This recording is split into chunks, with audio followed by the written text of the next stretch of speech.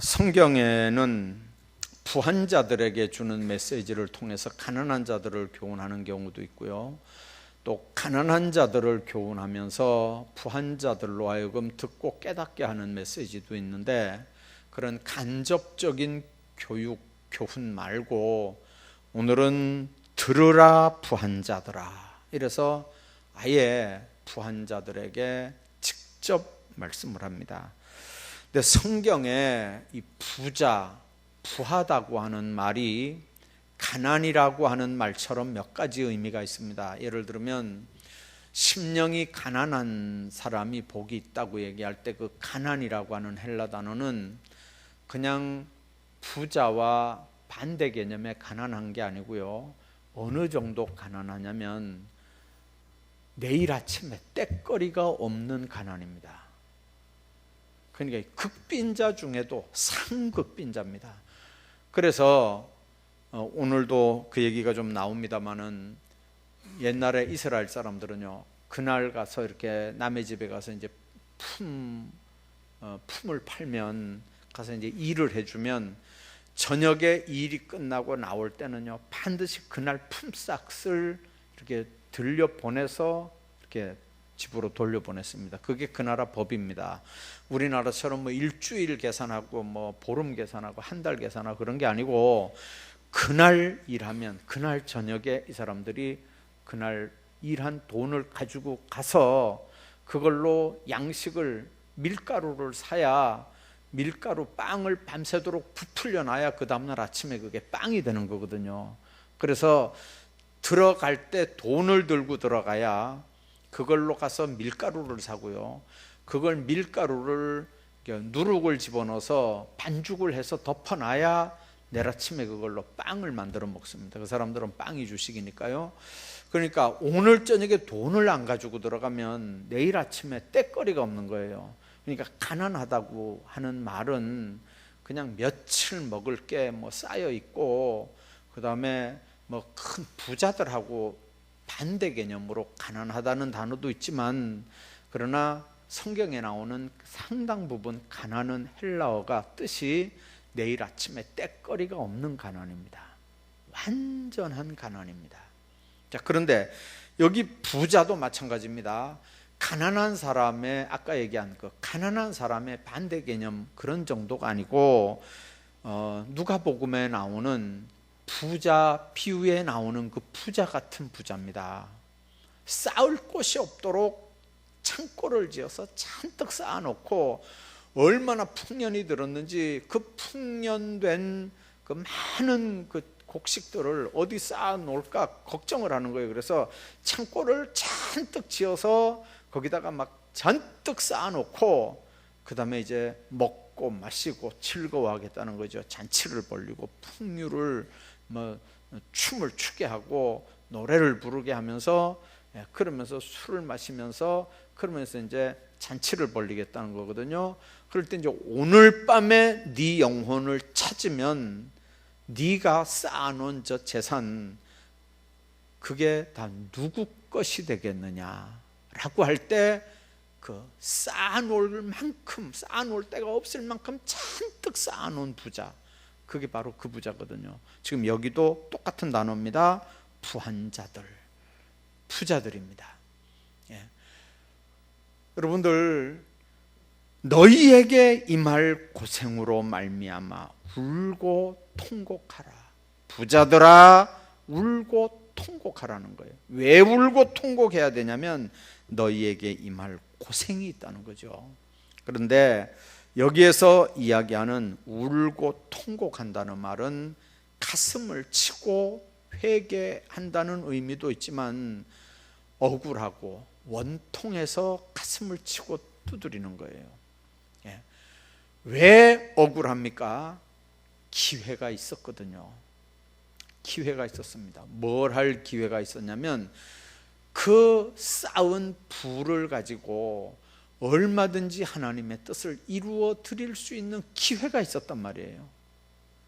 얼마든지 그 쌓은 부를 가지고 얼마든지 하나님의 뜻을 이루어 드릴 수 있는 기회가 있었는데, 그 기회를 살리질 못했기 때문에 나중에 울며 통곡한다는 거죠.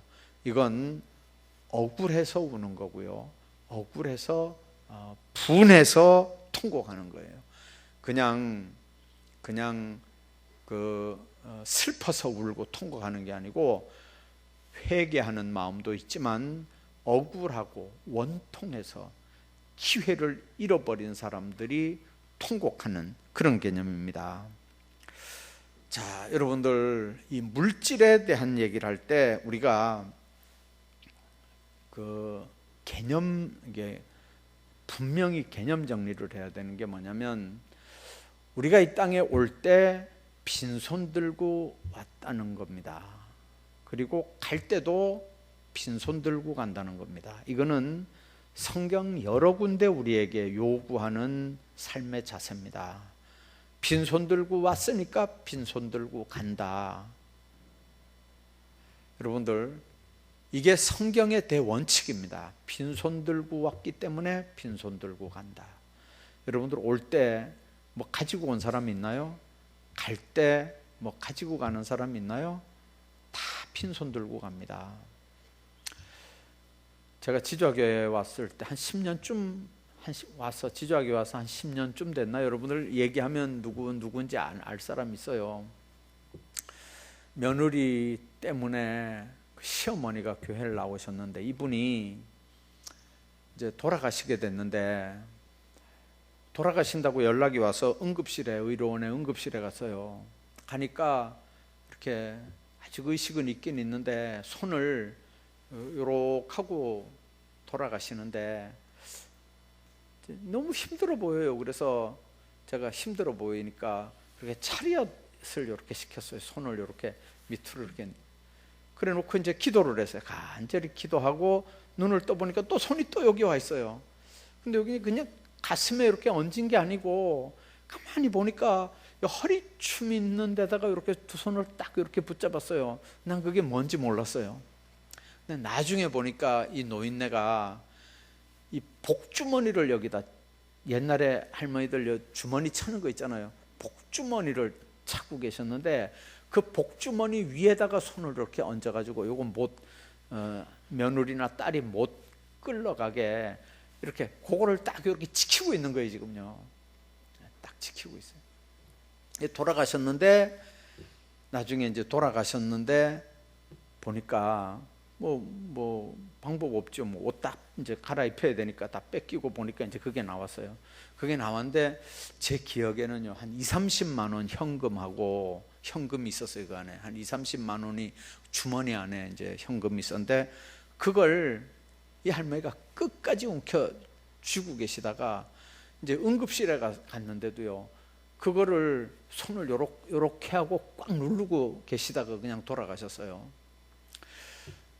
근데 이제 그 유족들이 하는 얘기가 노잣돈 한다고, 그걸 끝끝내 이제 쥐고 돌아가셨다는 거예요. 노잣돈 한다고. 근데 문제는 뭐냐면, 돌아가셨는데 이제 이 돈을 이걸 어떻게 할 거냔 말이에요. 이 돈을 어떻게 할 거냐. 자녀들이 이제 여럿이 되는데 이 돈을 20몇만 원이었던 것 같아요. 자, 이 돈을 어떻게 하냐. 그래서 그 돈을 들고 장례식 끝난 다음에 이제 저한테 왔어요. 자, 이거 노잣돈 하려고 이제 끝끝내 우리 어머니가 들고 있던 돈인데, 그래 이걸 보낼라니 이거 돈을 그냥 보낼라니 그렇고, 뭐 돈을 보낼 이유가 없어서 또 안 보낼라니 그렇고, 그래 고민했는데 동네에서 누가 그랬다나요? 뭐 이렇게 문종이를 잘라가지고 그 가짜 돈을 만들어서 그 안에다가 잔뜩 집어넣어서 보내고, 그 돈은 아마 이렇게 이제 빼내놓고 이 돈을 이제 어떡하냐. 그래서 그 유족들 생각엔 우리 어머니 이름으로 건축, 예배당 짓기 전이니까요, 건축 헌금을 했으면 좋겠다. 우리 어머니 이름으로. 제가 그랬어요. 죽은 사람이 무슨 헌금을 합니까? 죽은 사람 이름으로는 헌금 못 합니다. 차라리 그냥 돌아가신 분 아무개 유족 이렇게 가지고 헌금하는 거는 괜찮아도 그냥 그 죽은 사람 이름으로는 안 됩니다. 그랬더니 아니 자기들 가족 가족들은 이제 그게 된다고 생각하고 들고 왔는데 이제 본인 이름으로 안 된다 그러니까 이제 이게 골치 아픈 거예요. 그러니까 이 돈을 어떻게 하냔 말이에요. 본인 이름으로 안 된다 그랬는데. 그래서 이제 한참 옥신각신하다가 결국은 그 유족 이름으로 건축원금을 이제 했어요. 지금도 안 잊어버리는 게 뭐냐면 최소한도 그 노잣돈은 가져가야 된다고 생각하는 거예요. 노잣돈은. 근데 돌아가시니까 그것마저 산 사람들이 다 뺏어버리는 거예요. 뭘 가져가긴 뭘 가져가야, 다 놔두고 가야 되지. 방법이 없어요. 예. 세상에 반지까지 다 빼내거든요. 화장실 그 화장터에 가는데 금반지가 그 뭐 필요 있어요. 예. 다 필요 없는 거잖아요. 그러니까 올 때 빈손 들고 왔으면 갈 때도 빈손 들고 간다는 게 큰 전제입니다. 근데 문제는 하나님께서 우리에게 이 돈을 맡겨주셨다고 하는 청지기 의식을 우리가 분명하게 기억해야 합니다. 누구에게는 이만큼 맡기시고 누구에게는 이만큼 맡기시고 누구에게는 이만큼 맡기셨다는 거예요. 달란트 비유처럼 누구에게는 5달란트 맡기고 누구에게는 2달란트 맡기고 누구에게는 1달란트 맡겼다는 거예요. 하나님께서 어떤 사람은 부자로 살게 하고 어떤 사람은 그저 먹고 살만하게 살게 하고 하나님께서 그렇게 했는데, 우리가 아셔야 되는 건 이 청지기 의식을 가지고 우리가 돈 문제를 분명하게 생각해야 돼요. 내 것도 없고 갈 때 빈손으로 간다 그랬잖아요. 그러면 나에게 있는 게 다 누구 겁니까? 하나님의 건가요? 예. 여러분들 정말 나에게 있는 걸 하나님의 거라고 생각하고 그렇게 돈 관리를 하시나요? 예.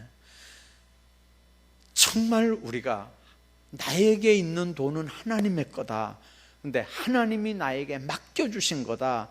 나는 위탁받은 사람이고 나를 위탁한 사람, 나에게 그 돈을 맡긴 그분이 뭘 원하는지를 우리가 분별해서 그분 뜻대로, 그분이 원하는 대로 이거를 우리가 사용해야 되는 게 이게 하나님이 기뻐하시는 뜻이에요. 그래서 여러분들, 우리가 신앙생활하면서 이 큰 원칙 하나를 분명하게 기억해야 됩니다. 왜 들으라 부한 자들아 너희에게 임할 고생으로 말미암아 울고 통곡하라고 하느냐면, 그 부한 거, 그 부자가 그 2절에 보니까 너희 재물은 썩었고 너희 옷은 좀 먹었으며, 이 옷은 그냥 우리가 입는 옷이 아니고요, 아주 그 부자들이 입는 자색옷 같은 옷으로 신분을 나타내는 거잖아요. 아주 굉장히 거드름을 피우고 교만할 수 있는 아주 부의 티만 나는 게 아니고 아주 권력의 티도 나는 아주 그런 대단한 옷입니다. 근데 재물은 썩었고 옷은 좀 먹었고 너희 금과 은은 녹슬었다 그랬어요. 이 녹이 너희에게 증거가 된다. 주님 안에서 이 말씀의 의미를 왜 하느냐면, 왜 부자가 문제입니까? 여러분들, 부자가 죄인인가요? 저는 여러분들이 최소한도 김천에서는 1, 2, 3등을 다투는 부자들이 좀 많이 나왔으면 좋겠어요. 김천에서요. 네. 전혀 감동이 안 오시는 모양인데요. 여러분들, 물질 문제는요, 하나님 앞에 기도하셔야 되는 문제입니다. 맡겨달라고 기도하세요. 그러면서 하나님 기쁘신 뜻대로 내가 사용할 거니까 하나님 한번 맡겨주세요. 그렇게 여러분들 기도하시기 바랍니다. 그리고 하나님께서 맡겼으면 하나님이 기뻐하시는 대로 한번 써보세요. 그러면 하나님께서 놀랍도록 축복하신다니까요. 축복하셔요. 주님은 주님의 방법대로. 그래서 오늘 본문에 왜 이 부자를 책망하냐면요, 우선 돈을 제대로 벌지 않았다는 거예요. 정당한 방법으로 돈을 벌지 않았다는 거예요. 뿐만 아니라 그 벌은 돈을 제대로 관리하지 않았다는 거예요. 뿐만 아니라 그 돈을 제대로 사용하지 않았다는 거예요. 아까 얘기한 것처럼 올 때 아무것도 가지고 온 거 없으면 갈 때 아무것도 가지고 가지 못하는데, 이 돈을 어떻게 우리가 주님 앞에 쓸 수 있는가? 이게 우리가 하나님 앞에 부자로 사는, 풍성하게 사는, 여기서 부자는 재산이 많은 부자를 얘기하는 게 아니고요, 하나님께서 마음도 생각도 우리 모든 삶들도 다 부유하게 하는 거거든요. 우선 아까 얘기한 것처럼 정당한 방법으로 벌어야 되는데요, 부당한 방법, 불법적인 방법으로 착취해서는 안 됩니다. 잠언에 보면요, 중한 별리로 자기 재산을 많아지게 하는 건 가난한 사람 불쌍히 여기는 자를 재산을 저축하는 거다 이랬어요. 그래서 불의한 방법으로 재산을 많게 하는 거 절대 하나님이 용납하지 않습니다. 또 잠언 15장에 보면 이를 탐하는 자는 자기 집을 해롭게 하나 뇌물을 싫어하는 자는 산다 그랬고요, 망령되이 얻은 재물은 줄어가고 손으로 모은 건 늘어간다. 여기서 망령되이 얻는다는 말이 불법적으로 얻은 재물이라는 뜻입니다. 가난한 자를 학대하는 자, 부자에게 주는 자는 가난해질 뿐이다. 그래서 가난한 자를 착취하고 이익을 얻으려고 가난한 자를 학대하면서 얻는 돈은 잠언 22장에 보면 이건 불의한 방법이다 그랬어요. 그래서 돈 벌려고 가난한 사람들을 학대하는 거 안 되는 거죠. 자기 이익을 위해서 다른 사람, 힘없는 사람, 약자를 학대하는 건 안 되는 일입니다. 약자의 약점이나 허점을 이용해서 시간과 노동력과 삶을 뺏어서 자기 유익을 추구하는 거, 이거 안 되는 거죠. 우리 교회의 전도사님 하던 분이 대구에 가셔서요, 개척을 하셨어요. 옛날에 여기 있던 고전도사님이라고 아시죠? 안수받고 목사님이신데, 그분 하는 일이 뭐냐면 한국에 나와 있는 외국인들 섬기는 그런 사역을 해요. 베트남 사람, 태국 사람, 뭐 중국에서 온 사람, 여러 사람들이 이렇게 이제 그 외국인들 관리를 하는데, 한 번은 저한테 전화가 왔어요. 추석 한 달 전쯤에. 내용이 뭐였냐면요, 대구 이제 이렇게 몇 군데 이렇게 다 손을 벌려서 이렇게 이제 그 보조금을 받는데, 우리 교회도 한 몇 년 이렇게 보내줬어요. 그 교회 보내줬는데 몇 년 보내다가 이제 그만뒀는데, 한 번은 그 끊고 몇 년 있다가 이제 전화가 왔어요. 내용이 뭐냐면, 이번 추석에는 이 외국인들에게 큰 잔치를 좀 베풀어야 되는데, 생각나는 게 자기가 사역하던 지좌교회니까 우리 교회에서 돈을 좀 보내줬으면 좋겠습니다 이래요.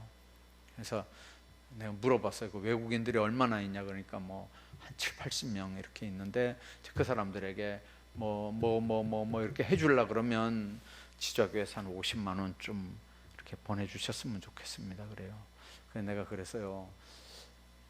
지좌교회 있어봐서 알잖아. 우리 교회가 다른 데 이렇게 보내는 게 30만 원 이상 보내본 적이 없어. 최고 보내봐야 20만 원, 더 크게 보내봐야 30만 원 보냈는데, 그것도 외국인들한테 그렇게 50만 원 보내달라 그러면 장로님들이 깜짝 놀라가지고 그게 잘 안 될 건데, 그러니까 그래서 내가 그 나중에 좀 이렇게 한 30만 원 그런 프로젝트 있으면 그때 한번 연락해.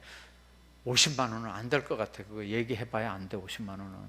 그러니까 나중에 다른 교회 이렇게 다 알아보고 그 다음에 한 30만 원이라도 되면 연락해. 이렇게 하고는 이제 연락이 안 왔어요. 큰 교회들이 이렇게 해가지고 아마 한 것 같아요. 네. 여러분들 이제 그때 그분이 고 목사님 하는 얘기가 뭐냐면, 목사님 일해 보니까 예를 들어서 처음에 한 달에 외국인이기 때문에 한 달에 100만 원 계약하고 들어간대요. 우리나라 사람은 200만 원 받는데, 이제 외국 사람들이기 때문에 100만 원 계약하고 들어간대요. 그러면 계약하고 가서 이제 100만 원 받고 일을 하려면 뭐 밤에도 근무하고 연장 근무도 하고 그러면 실제로 수령하는 액수는 130만 원쯤 막 이렇게 돼야 된대요.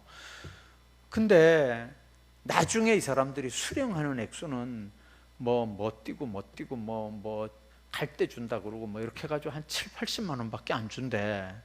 그러면 이제 갈 때 줘야 되는데 안 준다는 거예요, 갈 때. 그러면 이거 이제 가야 되고, 이게 이제 비자가 만기가 돼가지고 더 오래 눌러 앉아 있으면 이제 불법 체류자가 되니까 이게 이제 골치 아프고, 막 그걸 약점으로 이용해가지고요, 100만 원 줘야 되는 월급을 막 아예 하나도 안 주고 띠먹는 사람도 있고, 막 반만 주고 안 주는 사람도 있고, 뭐 한 100만 원 줘야 되는데 뭐 한 70만 원 주고 갈 때 준다 그래 놓고 갈 때 안 주는 사람도 있고, 막 대구는 그런 사람들이, 못된 사람들이 많은가 봐요.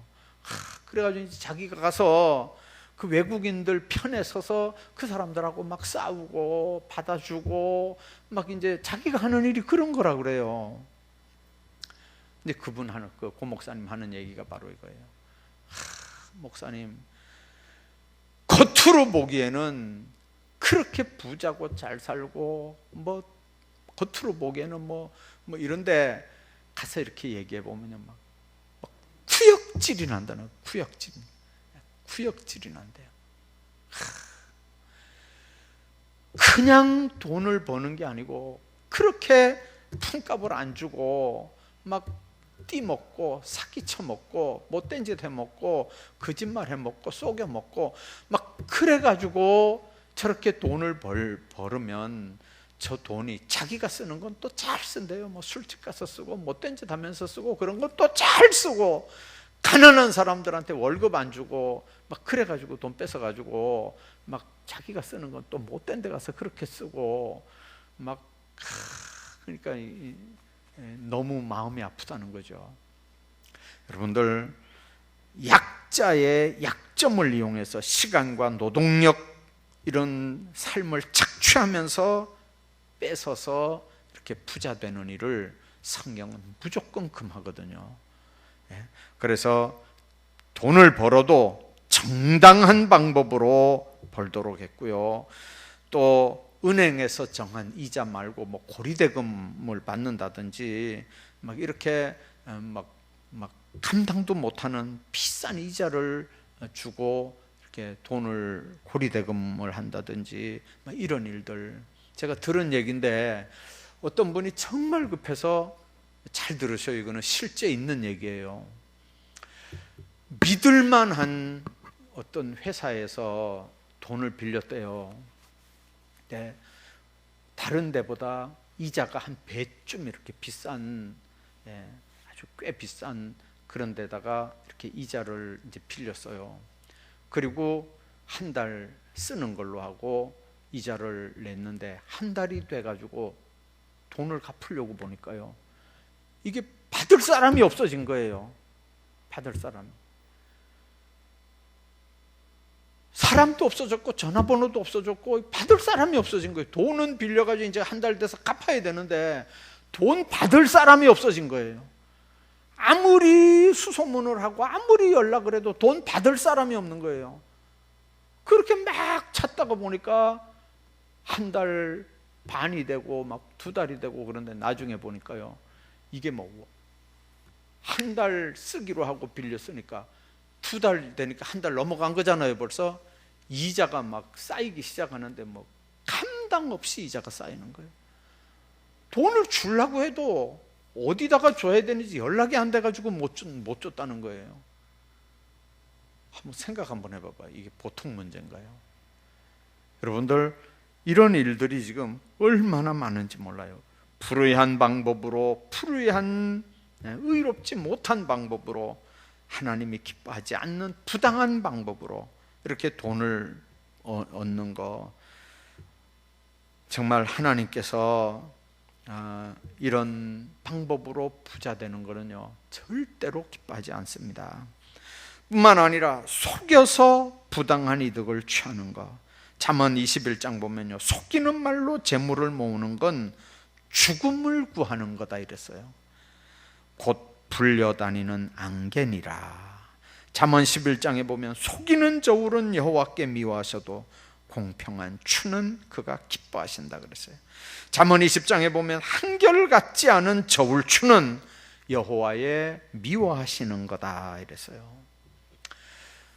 제가 어느 지역에서 목회를 할 때인데요, 고추 농사를 많이 지었어요. 근데 그때 이제 신학교 다닐 때니까 신학교 갔다가 이제 금요일 날 공부 끝나고 이렇게 오잖아요. 오면 저녁 때쯤 돼서 그 동네 들어오면요, 이렇게 이제 이런 그 포장, 세멘 바닥 이런 데다가 고추를 쭉 이렇게 널어놓고 말려요.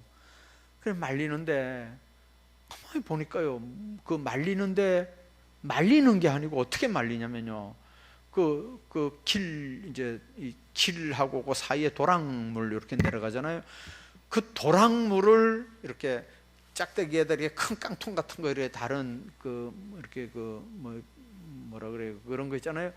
이렇게 퍼가지고 그 물을 이렇게 퍼가지고요, 고추 널어놓은 데다가 그냥 휙휙 이렇게 끼얹는 거예요. 고추에다가 물을 끼얹어요. 하수구 물 내려가는 거, 그 물을 휙 이렇게 끼얹어요. 근데 저게 바짝 말르면 이게 부러질까봐, 고추 부러지면 안 되잖아요. 그래서 뿌리는 것 같다고 이렇게 보니까요, 안 그러는 거예요. 그게 아니고 내일 아침에 이제 장날이라 가지고 이제 내일 아침에 내다 팔아야 되는데 고추가 너무 말르니까 근이 안 나가잖아요. 그러니까 근 많이 나가게 하려고 고추에다 물을 확 끼얹어 가지고 그냥 고추를 불구는 거예요. 고추를 불고.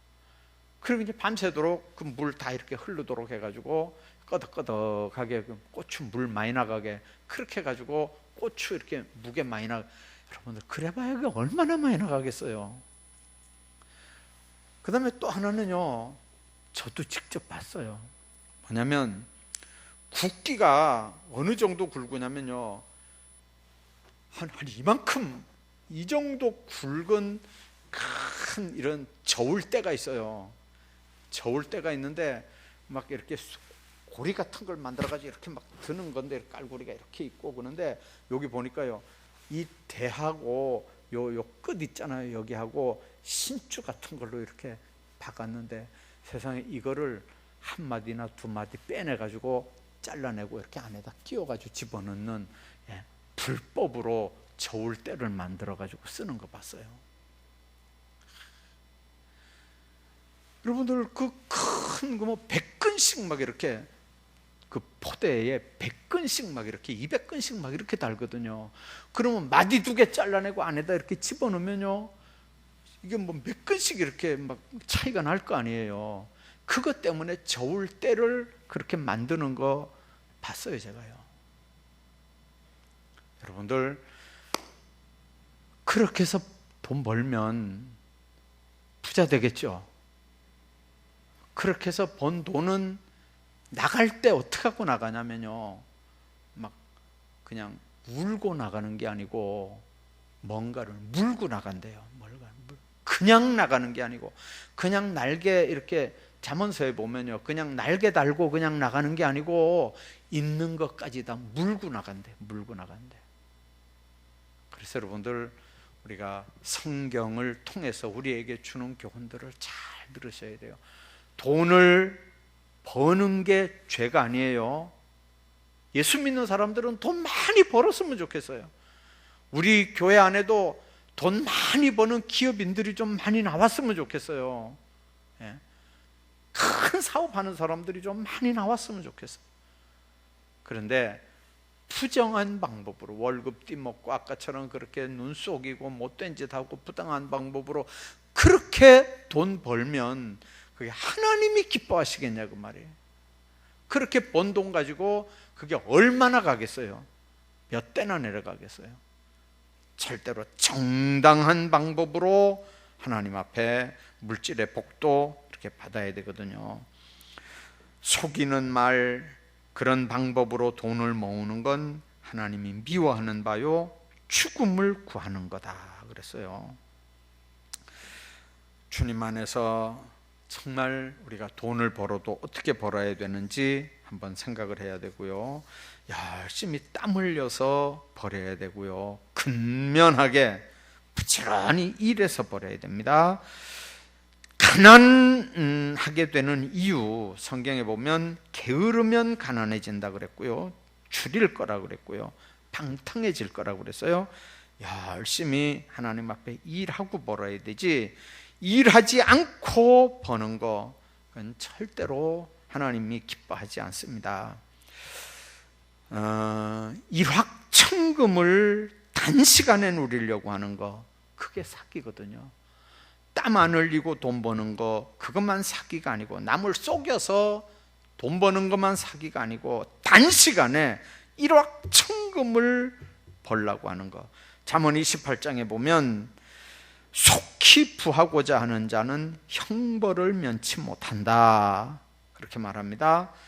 여러분들 시편 128편에 보면 하나님이 주시는 복이 어느 날 갑자기 확 주시는 복이 아니고 네 손이 수고한 대로 얻는 복이라고 분명하게 말씀합니다. 그래서 우리가 하나님 앞에 그렇게 받아야 되고요. 문제는 뭐냐면 하나님이 주시는 복이냐, 그걸 우리가 생각해야 됩니다. 하나님이 주시는 복은요, 하나님이 주시는 분깃이거든요. 그러나 수단 방법을 안 가리고 돈을 벌면 나갈 때도 수단 방법을 안 가리고 나가게 돼 있어요. 그래서 잠언에 보면요, 그 신명기 8장에 보면 이런 말씀이 있습니다. 두렵건대 네가 마음에 이르기를 내 능과 내 손의 힘으로 내가 이 재물을 얻었다 할까 하노라.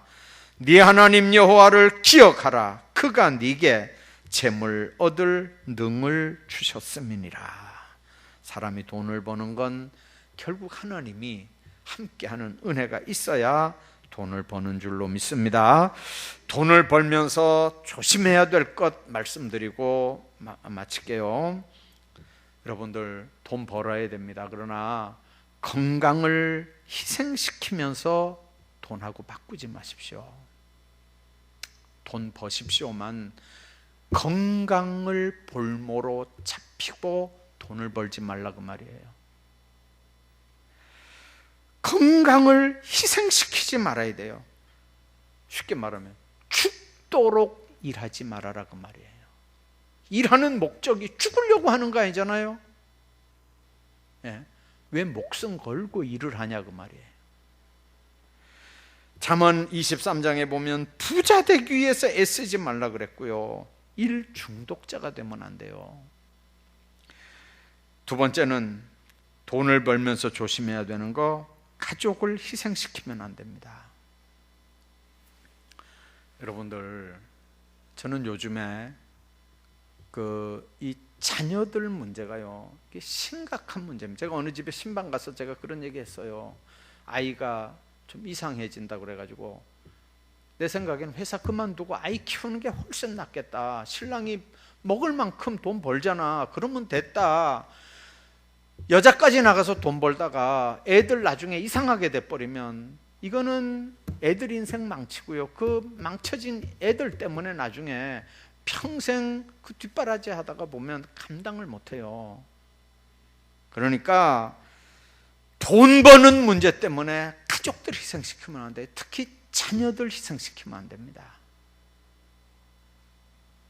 여러분들, 얼마나 직장부 하기도 어렵고, 또 직장에서 그거라도 안 벌면 안 되니까 아이들 맡기고 가서 돈 벌 수밖에 없는 그런 세상이지만, 그러나 우리가 분명하게 생각해야 되는 건요, 이게 한번 따져봐야 돼요.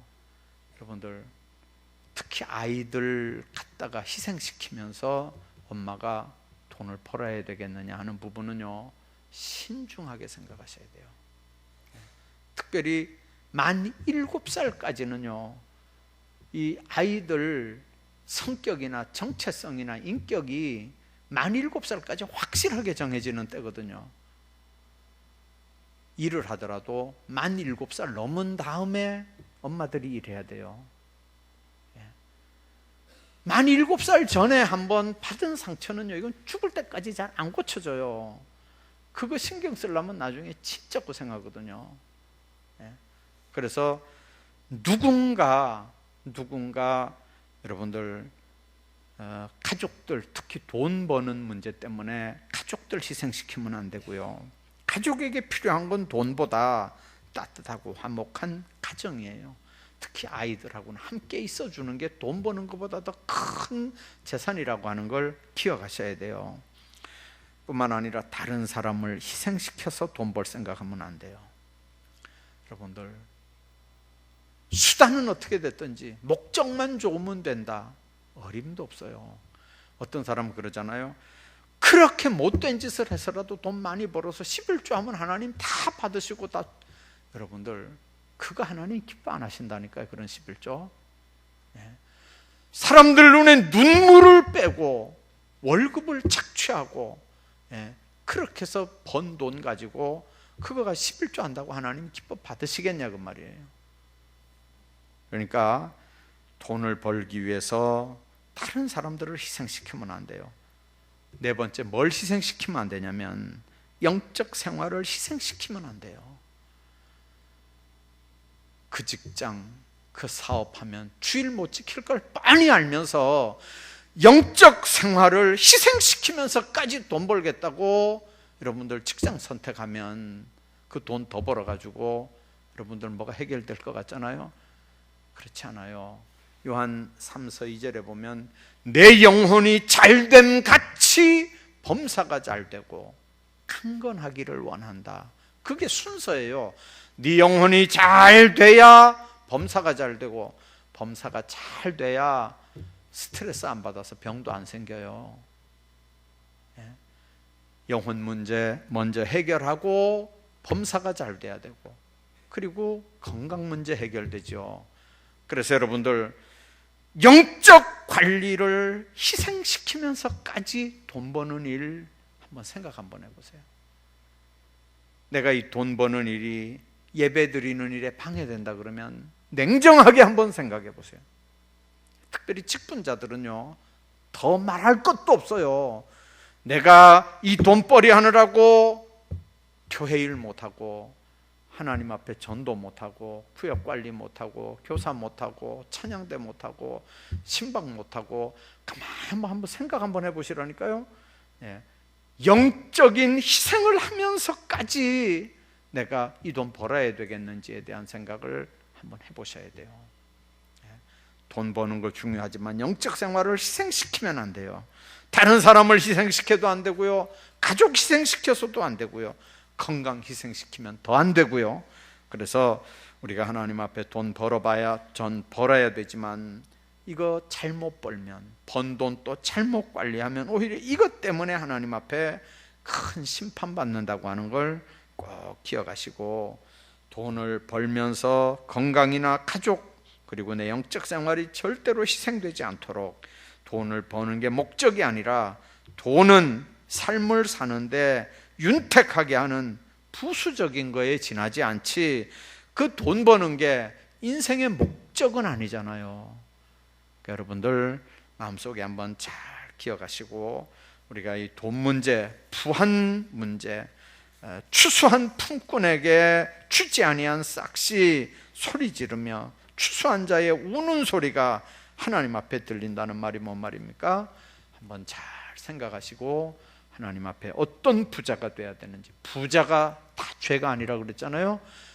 못된 방법, 하나님이 기뻐하지 않는 방법으로 돈을 끌어모아 부자 되는 게 하나님이 기뻐하지 않는 거고, 일단 부자가 됐는데 쓰는 방법, 관리하는 방법이 하나님이 기뻐하지 않는 방법으로 재산을 관리하면 그 하나님이 기뻐하지 않는다고 하는 걸 꼭 마음속에 기억하면서, 재산 문제에 대해서, 돈 문제에 대해서 언제든지 자유롭기를 주의 이름으로 축복합니다.